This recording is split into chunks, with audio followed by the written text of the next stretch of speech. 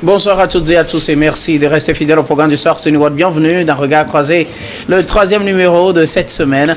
Encore 4 sujets à aborder avec nos invités. Nous parlerons d'abord du Sénégal et de la Mauritanie, début de la production de gaz naturel liquéfié. Notre deuxième sujet nous amènera en République démocratique du Congo, reprise des combats dans le Sud Kivu après des jours d'accalmie. Troisième sujet, nous parlerons de la France. Un rapport du Sénat fustige la politique africaine de Macron. Puis nous terminerons bien évidemment par le Togo pour parler des sénatoriales, fin de la campagne ce jeudi. Et pour en parler ce soir, 3 invités sur ce plateau avec moi. Robert Kosiga-Akwete, vous êtes analyste politique et président de l'AJD Alliance Jeunesse Développement. Bonsoir Robert et bienvenue. Bonsoir docteur, bonsoir à tous les téléspectateurs de Neo TV de par le monde.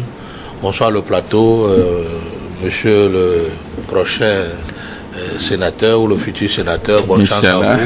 Il est candidat pour le mois. Inch'Allah. Beaucoup de chance à vous et que Dieu vous accompagne. Bonsoir monsieur l'ambassadeur de l'Alliance des États du Sahel. Bonsoir au Congo, Congo-Brazzaville. Bonsoir au Congo démocratique. Que Dieu amène la paix. Que Dieu ramène la paix au Congo démocratique. Et bonsoir à la préfecture de Yoto, tous les villages, tous les cantons de la préfecture de Yoto, bonsoir à vous. Et donc, bonne émission à nous. Merci beaucoup à vous, Robert Kosiga-Akwete, d'avoir répondu à notre invitation. À côté de vous, Emmanuel Vivien Tomi, vous êtes directeur général de Plume Libre, donc journaliste, directeur général de Plume Libre, également conseiller en communication politique. Bonsoir Vivien et bienvenue. Bonsoir Guillaume, bonsoir à mes collègues co-débatteurs. Ouais. J'aimerais saluer les 87 grands électeurs de la préfecture d'Aguenivé. Vous savez, nous avons 9 conseillers régionaux, 23 conseillers municipaux pour Aguenivé 1, 11 pour les 5 autres communes. Je les salue particulièrement parce que je les entends samedi pour la grande et la bonne décision. Moi, au-delà d'être un candidat d'un parti politique, je suis le candidat du développement de notre préfecture, la Guenivé, et de notre région, la région maritime. Tout le monde sait pourquoi il faut voter pour M. Tomi Kokouvi Emmanuel Vivien dans la Guenivé pour le siège 2. Je ne suis pas au siège 1, je suis au siège 2. Merci pour la précision. Et salut également à tous les Togolais de la diaspora. Merci pour vos critiques que je prends comme de très bonnes suggestions pour l'avenir et pour le développement de notre pays. Merci beaucoup. Emmanuel Vivien Tomi, votre ambassadeur sur la campagne. Vous n'avez pas le temps de parler le quatrième sujet. En tout cas, vous avez répondu à notre invitation. C'est toujours invité ce soir. C'est toujours un plaisir. Et puis Guillaume, je vais te dire, si tu rates l'émission une semaine, ça te manque. C'est comme qu'il y a quelque chose que tu dois faire, que tu n'as pas pu faire.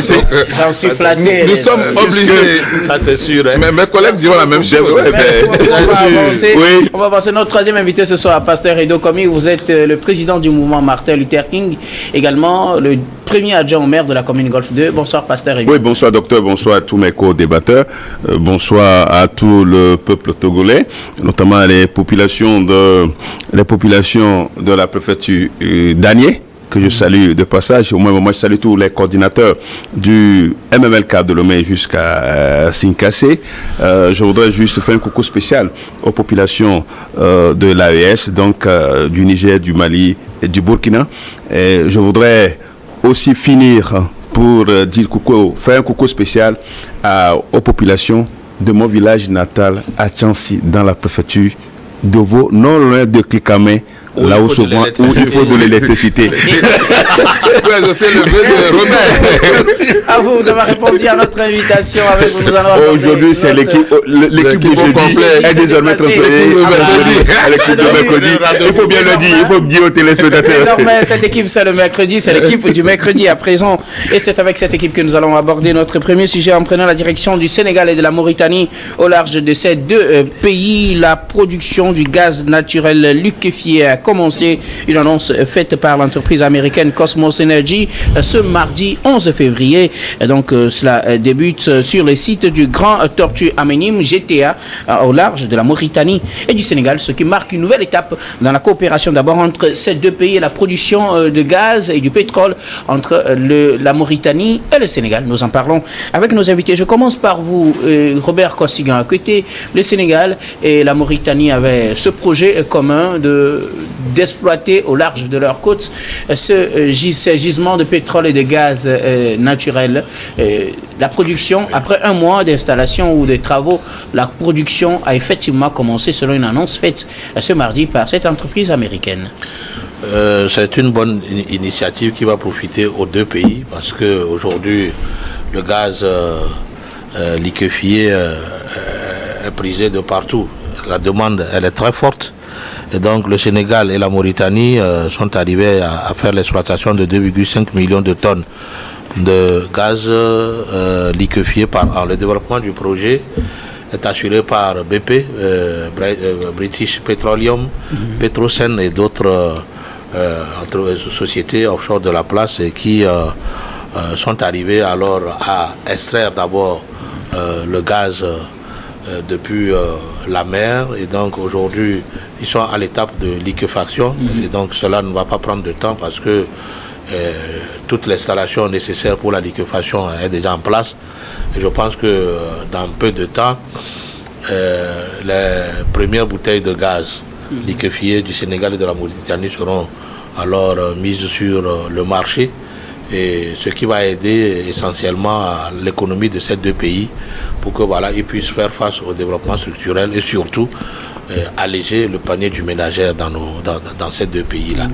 Maintenant, ce qu'il faut souhaiter, c'est qu'il y ait toujours de la compréhension entre les deux pays parce que souvent, le pétrole, le gaz liquéfié amènent des incompréhensions qui amènent peut-être des conflits armés comme ce que nous voyons aujourd'hui au nord Kivu, entre le Rwanda et le Congo.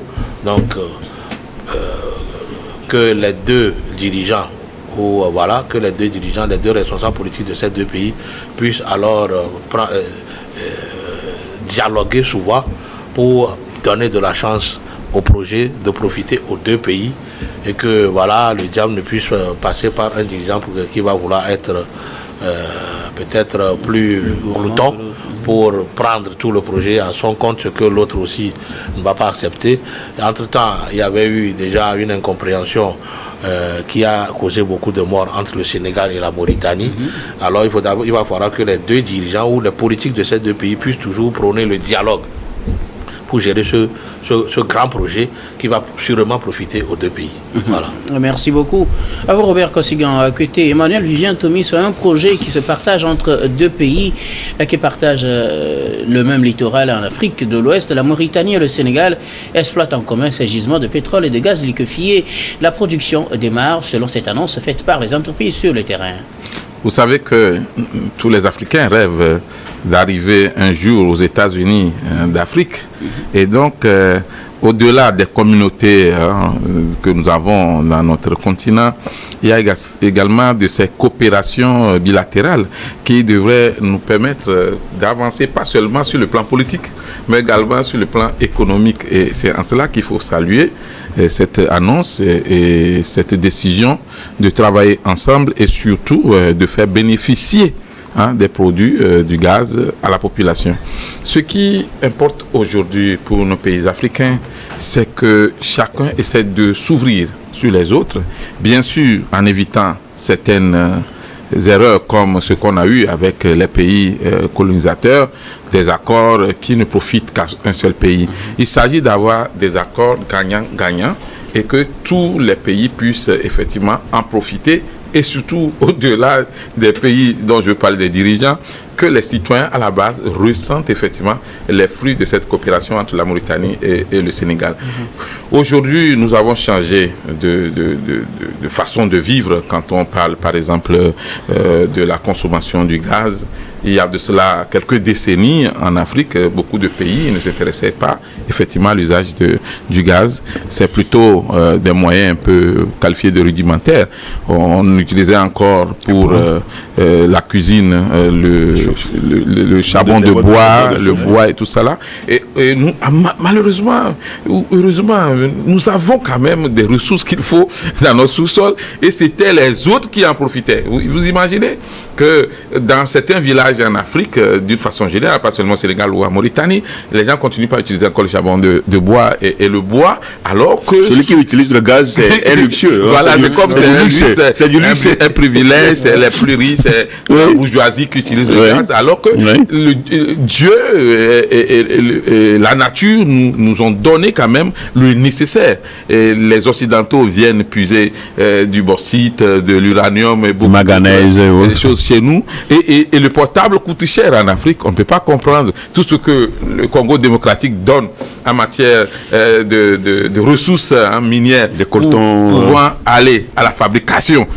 du portable ou du téléphone portable. On ne peut pas comprendre que le téléphone coûte cher en RDC et surtout le continent africain. Donc aujourd'hui, les dirigeants africains, Dieu merci, on assiste à un renouvellement de la classe dirigeante dans plusieurs pays. Ils doivent privilégier effectivement ces accords bilatéraux et travailler ensemble entre deux pays africains, trois pays africains, et puis faire profiter surtout des ressources du sous-sol aux citoyens.